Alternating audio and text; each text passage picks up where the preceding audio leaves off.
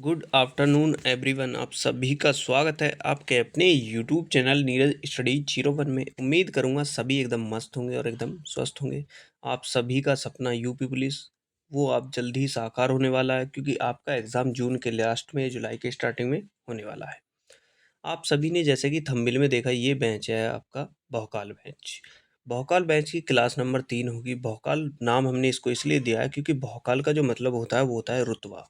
इन क्वेश्चनों का अपना रुतबा है एक। वो क्वेश्चन ये क्वेश्चन वही हैं जो बार-बार एग्ज़ाम में पूछे जाते हैं। और इस प्रैक्टिस सेट में आपको जीके के क्वेश्चन मिलते हैं, GK GS, UP GK, reasoning और हिंदी। मैथ हम आपको नहीं कराते। और मैं आपसे हर बार यही बोलता हूँ कि आप डेली जो है मेरी 15 से 20 मिनट की क्लास आप डेली लगाएँ। इस क्लास को लगाने से आपकी तैयारी बेहतर होगी। ये क्लास आपको आपके एग्ज़ाम तक लेकर जाएगी। आप जिस भी चैनल से, जिन भी बुक से तैयारी कर रहे हैं, वहीं से करते रहें, लेकिन उसके साथ-साथ ये क्लास आप डेली देखें और अपनी तैयारी में जो है और जो है टाइम अधिक दें। बोलते हैं ना कि तैयारी में 4 चाँद लगा देना, तो उसका मतलब यही है कि अपनी तैयारी को और ज़्यादा टाइम दें, क्योंकि टाइम आपके पास कम बचा हुआ है और कॉम्पिटिशन बहुत ज़्यादा है। तो पहला क्वेश्चन आपके सामने होगा, बिना देरी किए जीके का क्वेश्चन है। तो सबसे पहले क्लास को एक लाइक करेंगे, क्लास को एक लोगों को जो है शेयर कर देंगे। जो बहन भाई मेरे चैनल पर नया है, चैनल को सब्सक्राइब कर लेंगे। तंत्र मंत्र, जादू टोना, रोग निवारण आदि विविध विषयों से संबंधित वेद कौन सा है? तो जिसमें जादू टोना होते हैं, आपने पढ़ा भी है। जादू टोना, तंत्र मंत्र, रोग निवारण आदि जो विषय होते हैं, ये सारे किस वेद में होते हैं? ऋग्वेद, अर्थवेद, आयुर्वेद या सामवेद? तो कौन सा वो वेद है? तो कौन सा है ये आपको बताना है। ये कौन सा? आपको ऑप्शन बी। कौन सा? अथर्ववेद। ये हो जाएगा ऑप्शन बी। नेक्स्ट, पुराणों से भारत के राजवंशों के बारे में जानकारी मिलती है। किस पुराण से गुप्त राजवंश के ऊपर प्रकाश पड़ता है? तो आपको क्वेश्चन में सीधा ये समझना है कि गुप्त कौन से? गुप्त राजवंश के ऊपर जो प्रकाश पड़ता है, कहाँ से? विष्णु पुराण से, वायु पुराण से, मत्स्य पुराण से या अग्नि पुराण से? तो किससे पड़ता है? वो पड़ता है आपका वायु पुराण से। ऑप्शन बी आपका राइट आंसर हो जाएगा। नेक्स्ट, निम्नलिखित में से कौन सा एक जैन धर्म का तिर्रतन नहीं है? मतलब 4 तो हैं, लेकिन एक ऐसा है जो जैन जैन धर्म का नहीं है, उसका ही आपको चयन करना है। सम्यक वाक, सम्यक दर्शन, सम्यक ज्ञान, सम्यक आचरण। तो कौन सा है? देखो क्वेश्चन आपने ही पढ़ा है, लेकिन आपको दिख रहा है कि कौन सा अलग है। कौन सा? सम्यक वाक। ऑप्शन ए अलग है, जबकि ये तीनों जो हैं किससे? आपके जैन धर्म के त्रिरत्न हो जाएंगे। सम्राट अशोक के किस शिलालेख में पशु बलि की निंदा की गई है? सम्राट अशोक के जो शिलालेख हैं जिसमें पशु बलि की जो है निंदा की गई है, तो कौन सा शिलालेख है वो? उस शिलालेख को चयन करें। प्रथम, द्वितीय, तृतीय, चतुर्थ। तो कौन सा शिलालेख है? वो पहला ही आपका हो जाएगा। कौन सा? प्रथम। Option A. Next, Lord Curzon ने 20 जुलाई 1905 को बंगाल विभाजन के निर्णय की घोषणा की। किस तिथि से प्रभावी हुए? देखो, लॉर्ड कर्जन है, उसने 20 जुलाई 1905 को क्या बंगाल का विभाजन किया। यह किस तिथि से क्या था? प्रभावी हुए। कौन सी तिथि थी? 4 ऑप्शन आपके सामने है, तो वो तिथि आपको बतानी है, तारीख आपको बतानी है। वो थी 16 अक्टूबर 1905। Option C. सौरमंडल के किन 2 ग्रहों को छोड़कर सभी ग्रहों का घूर्णन और परिक्रमण गति एक ही दिशा में है? तो आपको बतानी है उनकी जो है किसमें? एक ही दिशा में है, मतलब एक ही तरफ है। बृहस्पति, शुक्र, यूरेनस, मंगल, बुध, शनि, शुक्र, यूरेनस। तो कौन सा है जिसकी एक ही दिशा में? वो है शुक्र और आपका Uranus. Option D. Next, Hind महासागर में स्थित सबसे बड़ा द्वीप कौन सा है? हिंद महासागर का जो द्वीप है सबसे बड़ा, कौन सा है? Mauritius, Maldives, Madagascar, Andaman Nicobar. तो कौन सा है हिंद महासागर में सबसे बड़ा द्वीप? तो वो है मेडागास्कर। Option C. ब्राह्मणी और वैतरणी निम्न में से किस नदी की सहायक नदियां हैं? मतलब ये जो दोनों नदियां हैं आपके, ब्राह्मणी और वैतरणी, ये किसकी सहायक नदियां हैं? गोदावरी की, महानदी की, कृष्णा की या कावेरी की? तो ये हो जाएंगे आपकी किसकी, महानदी की, ऑप्शन बी। नेक्स्ट आपके सामने आपके फेवरेट क्वेश्चन यूपी जीके के जनगणना के क्वेश्चन है, देख सकते हैं। आपको बता दें कि 2011 के बाद कोई भी जनगणना नहीं हुई है। लास्ट जो जनगणना है वो 2011 की है, उससे ही क्वेश्चन आपके एग्जाम में पूछे जाते हैं। जैसा कि देखो कितने सुंदर तरीके से क्वेश्चन लिखा गया है कि आपका सवाल है, क्वेश्चन उत्तर प्रदेश की 10 की है, 2001 से 2011 की जनसंख्या वृद्धि दर है, आपके ऑप्शन क्या हैं इस प्रकार है, आपका जवाब कौन सा ऑप्शन होगा। तो इस तरीके से है क्वेश्चन आपको, ताकि आपको पढ़ने में मजा आए, देखने में मजा आए, और क्वेश्चन वो जो बार बार एग्जाम में पूछे जाते हैं। तो कौन सा होगा, वो होगा 20.2%, ऑप्शन बी। 2001 की जनगणना के अनुसार उत्तर प्रदेश का जनसंख्या घनत्व क्या है। अब आप सोचेंगे कि जनगणना तो 2001 की जो लास्ट ईयर हुई थी वो हुई थी कौन सी, 2011 में हुई थी, लेकिन आपसे 2001 और 2011 दोनों के ही क्वेश्चन पूछे जाते हैं, तो दोनों क्वेश्चन याद रखेंगे। 2011 की 2001 की जनगणना के अनुसार उत्तर प्रदेश में जनसंख्या घनत्व क्या था, ये आपको बताना है। तो क्या था, 829 था, 699 था, 780 था, या 589 था। तो कौन सा हो जाएगा 2001 के अनुसार, वो हो जाएगा 829, option A. Next, Uttar Pradesh के प्रति 1000 पुरुष पर स्त्रियों की संख्या क्या है। देखो 1000 पुरुषों पर स्त्रियों की संख्या जो पड़ेगी वो कितनी पड़ेगी, 912, 950, 952, 980। तो क्या पड़ेगी ये आपको बतानी है। ये पड़ेगी आपकी कितनी, 912, ऑप्शन ए आपका राइट आंसर हो जाएगा, ऑप्शन ए आपका राइट आंसर हो जाएगा। मतलब ये कि यदि 1000 महिलाएं 1000 पुरुष हैं तो उन पे सिर्फ महिलाओं की जो संख्या आएगी वो आएगी 912। समझो किस तरीके से, देखो आपकी भाषा में, यदि 1000 पुरुष हैं तो उनमें से जो है कितने, 912 की जो है शादियां हो जाएंगी, क्योंकि 912 ही महिलाएं हैं। जो 88 पुरुष बचे हैं 88, उनकी शादियां नहीं होंगी। आप देख लो आप किसकी गिनती में आते हो।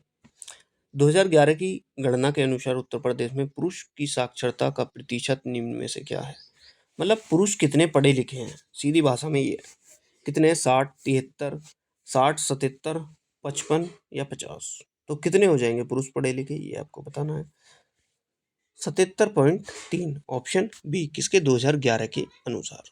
नेक्स्ट, 2011 की जनगणना के अनुसार उत्तर प्रदेश की साक्षरता का निम्न में से कितना प्रतिशत है।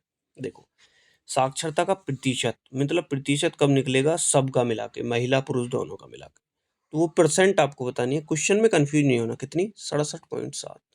यदि खाली पुरुष की देखें, देखो खाली पुरुष की देखें कितनी थी, अभी 77.3 थी, और यदि सबका मिलाएं तो कितनी, 67.7 होगी, और महिलाओं की निकाले हुए तो 57 के करीब आएगी आपकी, 57% 2011 के अनुसार। ठीक है। नेक्स्ट, उत्तर प्रदेश में कुल कितने मंडल हैं। उत्तर प्रदेश में मंडल 18, 20, 15, 11।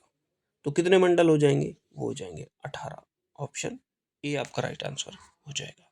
नेक्स्ट, आपके सामने हिंदी क्वेश्चन 37 क्वेश्चन आने हैं मेरे भाई हिंदी के, और मैं उम्मीद करूंगा आप 37 के 37 ही क्वेश्चन सही करके आएंगे, क्योंकि 25 क्लास जो मैंने हिंदी की कराई है वो क्लास मेरे कहने से आप जरूर देख के जाएं, आप 37 के 37 क्वेश्चन करके आएंगे, ऐसा मेरा आपसे वादा है। पहला क्वेश्चन, क्रिया अकर्मक कौन सा है। देखो आपको बताना है कि अकर्मक क्रिया वो होती हैं जिनमें किसी कार्य का होना नहीं पाया जाता। अकर्मक क्रिया, राम खाता है, राम गाता है, राम जाता है, राम लिखता है। देखो समझो ऑप्शन कौन सा सही होगा। देखो राम खाता है, क्या खाता है, राम सेव खाता है, सेव लिख देंगे, चलो सेव खाता है। राम गाता है, राम गीत गाता है। राम जाता है, राम क्या जाता है, तो सोचो राम कहाँ जाता है, यहाँ कोई कार्य पाया जा रहा है, नहीं पाया जा रहा। राम गाता है, क्या गीत गा सकता है, तो ये हो जाएगा कार्य। राम खाता है, क्या खाता है, फल खाता है, ये भी कार्य हो जाएगा। राम लिखता है, पत्र लिखता है, ये भी कार्य है। लेकिन राम जाता है, ये आपकी अकर्मक क्रिया हो जाएगी। क्या, राम जाता है, ऑप्शन आपका सी। नेक्स्ट, स्वर संधि का उदाहरण कौन सा है। स्वर संधि मैंने आपको अच्छे से बताई है, संधि आपकी 3 प्रकार की होती हैं आपकी, स्वर संधि, विसर्ग संधि संधि और आपकी व्यंजन संधि। संधियाँ मैंने मोस्ट इम्पोर्टेंट तरीके से आपको मैं कह रहा हूँ 5 मिनट की क्लास है संधि की, वो क्लास देख ली ना आपने, दिखते ही पहचान जाओगे आप। जैसे कि बच्चों ने देखी है, तो वो देखते ही पहचान गए होंगे कि कौन-सी संधि मैंने उन्हें बताई है। देखो, कौन-सी हो जाएगी? स्वर संधि कौन-सी है? बताओ? बहुत आसान तरीके से लिखी गई है, बिल्कुल साफ दिख रही है कौन-सी? अन्वय, ऑप्शन बी। क्यों? क्योंकि मैंने आपको बताया जहाँ आपको य, रे, ले, वे के पहले आ जाए वो कौन सी आपकी यण संधि हो जाती है, और यण संधि जो भाग है वो किसका है? स्वर संधि का है। जगदीश, व्यंजन संधि। तल्लीन आपकी हो जाएगी विसर्ग संधि। और ऑप्शन सी आपको बताना है, ये आपका होमवर्क है, उच्छ्वास, ये कौन सी संधि हो जाएगी? ये मेरे को कमेंट करके आप बताएंगे। नेक्स्ट, शरत प्लस इंदु में संधि करने पर शब्द बनेगा। देखो, शरत प्लस इंदु, इसको मिलाएंगे कौन सा बनेगा? चारों ऑप्शन आपको एक से दिखते हैं, सही कौन सा होगा? शरद इंदु, शरद इंदु, ऑप्शन सी आपका बिल्कुल सही हो जाएगा। ये क्वेश्चन देखते रहें आप, दिमाग में अपने बिठा लें क्वेश्चन, क्योंकि डिक्टो देखने को मिलेंगे आपको।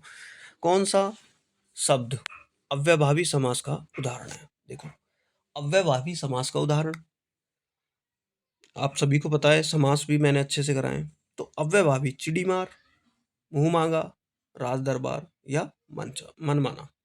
देखो, कौन सा हो जाएगा अव्ययभाव? मन माना, मन को माना, मन माना आपका हो जाएगा क्या? अव्ययभावी समास। वह हमेशा नहाया धोया रहता है, पद में समास है। देखो, बिल्कुल क्लियर कर रखा है, नहाया धोया कौन सा? दंड समास। क्यों? क्योंकि यहाँ आपका योजक चिन्ह, जहाँ आपका योजक चिन्ह आ जाए वो एक दूसरे के विलोम हो, एक साथ बोल जाते हैं। जैसे खाया पिया, नहाया धोया, ऊपर नीचे, माता पिता, बहन भाई, जीजा साली, अच्छा बुरा, लाभ हानि, ये आपके जो होते हैं वो द्वंद्व समास हो जाते हैं। अव्ययभावी समास मैंने आपको अभी बताया था पिछले क्वेश्चन में। तत्पुरुष समास जहाँ के, का, की आ जाए। और आपका ये होगा द्विगु समास, जहाँ आपके क्या नंबर आ जाते हैं, क्या आपके नंबर आ जाते हैं। जैसे पंचरतन, चौराहा, ये हो जाएंगे आपके क्या? द्विगु समास। नेक्स्ट, रीजनिंग के क्वेश्चन आ गए आपके सामने। आपका सवाल देखो कितने प्यारे तरीके से लिखा गया है। अभी भी जिन बच्चों ने कष्ट नहीं किया क्लास को लाइक करने का, क्लास को लाइक कर दें। बड़ी मेहनत से क्वेश्चन लेकर आया हूँ, सारे क्वेश्चन वही जो एग्जाम में पूछे जाते हैं, और जिनको करने के बाद आपको रियलाइज़ होगा कि वाकई में ही क्वेश्चन बहुत ही इंपॉर्टेंट है, और इन्हें करने के बाद आपकी जो है तैयारी में 4 चांद लग जाएंगे। रेखा कॉलेज से चलकर 3 किलोमीटर पूर्व की ओर जाती है, फिर दाएं मुड़कर 2 किलोमीटर चलती है, फिर से दाएं मुड़ती है। अब उसका मुख जो है किस दिशा में है? मुख से मतलब आप समझते हैं, उसका मुंह, उसका फेस किस दिशा में है? रेखा कॉलेज से चलकर 3 किलोमीटर पूरब, उत्तर, दक्षिण, पूरब, पश्चिम। 3 किलोमीटर कहाँ जा रही है? ये इसका घर हो गया। 3 किलोमीटर कहाँ जा रही है? पूरब में जा रही है, चली गई। फिर दाएं मुड़ती है, दाएं मुड़ेगी तो नीचे आएगी, दाएं मतलब राइट हैंड हो जाएगा आपका 2 किलोमीटर। फिर अपने दाएं मुड़ जाए, फिर दाएं मुड़ेगी तो इधर आ जाएगी, इसी दिशा में। अब कह रहा है कि उसका मुख किस दिशा में है, तो ये दिशा कौन सी है? देखो, ये दिशा आपकी कौन सी है? मैंने दिशाएं आपके सामने पहले ही क्लियर कर दी, लिख दी पहले, ताकि आपका डाउट भी क्लियर हो। ये कौन सी? पश्चिम दिशा आपकी हो जाएगी। वो कौन सी दिशा में जा रही है? अब पश्चिम दिशा में जा रही है। कोई भी डाउट है आपका, एग्जाम से पहले क्लियर कर लें। इंस्टाग्राम फेसबुक का लिंक नीचे डिस्क्रिप्शन में डाल रखा है, वहाँ जाकर आप मेरे को मैसेज कर सकते हैं, मुझे फॉलो कर सकते हैं। नीचे दी गई प्रश्न में प्रश्न चिन्ह के स्थान पर कौन सी संख्या आएगी? F 216, L आगे क्या आएगा? लॉजिक वाले क्वेश्चन होते हैं, बहुत ही आसान भी होते हैं, बहुत ही हार्ड भी होते हैं। तो F को इन्होंने 216 लिखा है, वो किस तरीके से लिखा है? तो L को भी क्या लिखेंगे हम? तो समझो, देखो, F को कैसे इन्होंने ऐसे लिख दिया, F को इन्होंने कैसे ऐसे लिख दिया, कैसे लिखा है F को इन्होंने, ये चीज़ें आपको समझनी है कि F को इन्होंने कैसे लिखा है। देखो, F आपका कौन से नंबर पर आता है? देखो, F छठे नंबर पर, ABCDEF 6 नंबर पर। 6 का इन्होंने क्या करा? घन कर दिया। 6 का घन आपका क्या होगा? वो होगा कितना? 216। कैसे? देखो, 6 छंग 36 कर देते हैं, 36, 36 की 6 की गुणा 3 बार करनी है। घन का मतलब होता है 3 बार गुणा। 6 छंग 36, 36 की गुणा फिर 6 में करेंगे। 6 छंग 36 को 6 का हासिल 3, 6 × 18, 19, 20, 21। तो हो गया 216, बिल्कुल सही है। तो ये घन बना दिया किसका? 6 का। 6 का क्यों? क्योंकि एफ जो आता है हमारा एबीसीडी में वो छठे स्थान पर आता है, वैसे ही लिखेंगे एल। देखो एल जो आएगा हमारा कौन से स्थान पर आएगा? एल आता है हमारा कौन से? 12वें स्थान पर। A B C D E F G H I J K L, L आता है हमारे 12वें स्थान पर। 12 का घन, देखो आपको बताना है 12 का घन, वर्ग नहीं बताना, वर्ग तो आपका हो जाएगा 144, और आपको बताना है 12 का घन। 12 का घन होता है आपका 1728। 1728 आपका ऑप्शन नंबर ए में हो जाएगा। 12 की 12 में करेंगे 144, फिर एक बार 12 में कर दो, करो 12 चौक 48 को 8 का हासिल 4, 12 चौक 48, 49, 50, 51, 52, 52 को 2 का हासिल 5, 12 कम 12, 5, 17, 1728 आपका हो जाएगा ऑप्शन नंबर ए। तो ये क्वेश्चन आपके होते हैं लॉजिक वाले क्वेश्चन। एफ ए का भाई है, सी ए की पुत्री है, के एफ की बहन है, जी सी का भाई है, तो जी का चाचा कौन है? देखो एफ ए का पुत्र है, एफ ए का क्या है? भाई। भाई को हम डबल टिक में लेते हैं, एफ ए का क्या है? भाई। और पुरुष को हम लेते हैं प्लस में और नारी को हम लेते हैं माइनस में, मतलब समझो मेल को हम लेंगे हमेशा प्लस में, फीमेल को लेंगे हम माइनस में। एफ ए का भाई है, एफ जो है किसका? ए का भाई है, क्लियर कर दिया, ये भाई है तो भाई है क्या है? प्लस में हो जाएगा। सी ए की पुत्री है, सी क्या है? ए की पुत्री, सी ए की पुत्री तो सी माइनस हो जाएगी। के एफ की बहन है, के एफ की बहन है। अब आगे चलते हैं, आगे चलते हैं, देखो यहाँ अभी संबंध नहीं है। सी जी सी की, जी सी का भाई है, जी जो है क्या है? जी जो है सी का भाई, ये क्लियर कर दिया प्लस। अब फिर वापस आओ, देखो के एफ की बहन है, के क्या है? एफ की बहन है, यहाँ हो जाएगी के क्या हो जाएगी? एफ की क्या हो जाएगी? बहन, तो माइनस हो जाएगी। अब कह रहा है आपसे जी का चाचा कौन है? जी का चाचा, देखो जी क्या है? क्या है? भाई है, किसका? सी का। सी के पिताजी कौन है? सी के जो हैं, और सी की माता कौन है? देखो जब ये क्या है? नहीं, उसका भाई है, तो सी की जो है क्या हो जाएगी? देखो देखो सी के पिताजी कौन हो जाएंगे? ये हो जाएंगे क्या? ए हो जाएंगे। और ए का जो भाई है वो क्या हो जाएगा? एफ हो जाएगा। तो जब सी के पिताजी ए हैं तो जी के पिताजी ए होंगे, क्योंकि ये बहन भाई हैं, और इनके पिताजी के जो भाई हैं वो कौन हो जाएंगे? एफ हो जाएंगे। एफ हो जाएंगे तो इनसे पूछा जी का चाचा कौन है? तो भाई चाचा कौन है? पापा का भाई है, वो कौन है? एफ हो जाएगा ऑप्शन बी। यदि आपसे बुआ पूछता तो आपकी हो जाती के। नेक्स्ट देखो, यदि 1+4 9 है, 2+8 18 है, 3+6 15 है, तो 7+8 क्या होगा? बताओ। 35 30 41 23। देखो लॉजिक लगाओ, क्या हो सकता है?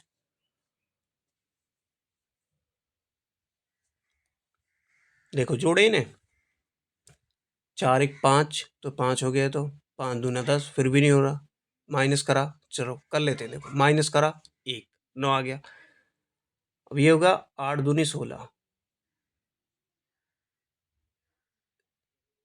ये क्या होगा? देखो 4 है और 5, ठीक है, 5 दूनी 10, माइनस 1 क्या?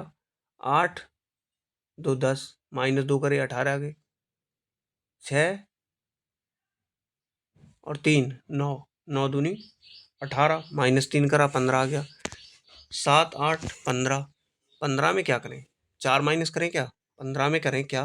15 दूनी 30, तो 4 माइनस करेंगे तो कितना आ जाएगा आपका? आ जाएगा 26। 26 आपके ऑप्शन में नहीं है, तो ये लॉजिक आपका काम नहीं कर रहा। तो लॉजिक कौन सा लग रहा है? देखो देखो समझो, अब ये 4 को हम 4 ही रखेंगे, 4 प्लस 1 5, तो इसको क्या कर लेंगे? ये हो जाएगा 5 प्लस 4 हो जाएगा 9, बिल्कुल सही है, लॉजिक काम कर रहा है।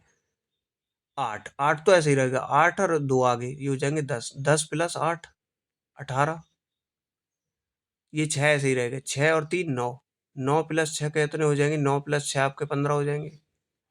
ये 8 ऐसे ही रहेगा, 8 7 15, 15 प्लस 8, 15 प्लस 8 आपके कितने हो जाएंगे? 15 प्लस 8 आपके हो जाएंगे 23, कितने? 23 हो जाएंगे। ऑप्शन डी आपका राइट आंसर है। तो ये लॉजिक आपका काम कर रहा है। नेक्स्ट, एक चींटी 3 किलोमीटर चलती है, फिर 4 किलोमीटर ऊंचे एक वृक्ष पर चढ़ जाती है, तो अपने मूल स्थान से वो कितनी दूरी पर है? देखो एक चींटी है, आप किसी भी दिशा में चला लो उसे, ठीक है, चलती है। अब मैं क्या करता हूँ, उसको चला लेता हूँ पश्चिम दिशा में, आप किसी भी दिशा में चला लो, आंसर वही आएगा। एक चींटी 3 किलोमीटर चलती है, चली, उसके बाद वह 4 किलोमीटर ऊंचे एक वृक्ष पर चढ़ गई, यहाँ चढ़ गई 4 किलोमीटर। तो आपको ये दूरी बतानी है, दूरी कितनी है, अपने मूल स्थान से दूरी कितनी है। जब मैंने आपको सीधा बताया, जब एक दिशा 3 है, दूसरी 4 है, तो ये आपकी ऑटोमेटिक 5 आ जाएगी, ऑटोमेटिक 5 आ जाएगी। ये चीज़ आपको याद रखनी है। देखो आएगी कैसे, लेकिन देखो ए, ये हो जाएगी आपकी बी, ये हो जाएगी ए, ये हो जाएगी सी। देखो ए बी आपको दे रखा है 4, ए बी सी आपको दे रखा है 4 और ए भी आपको दे रखा है 3, सी ए आपको बताना है। हम क्या करते हैं, ए सी का स्क्वायर बराबर A B square plus B C square. A B square कितना है आपका, ए बी 3 है, 3 का स्क्वायर 9 हो गया, ठीक है। अब ये कितना है, ये आपका बी सी स्क्वायर कितना है, ये 4, 4 का स्क्वायर 16 हो गया, 16, 16 9 कितने होते हैं 25, 25 किसका 5 का स्क्वायर होता है, तो आ गया आपका राइट आंसर।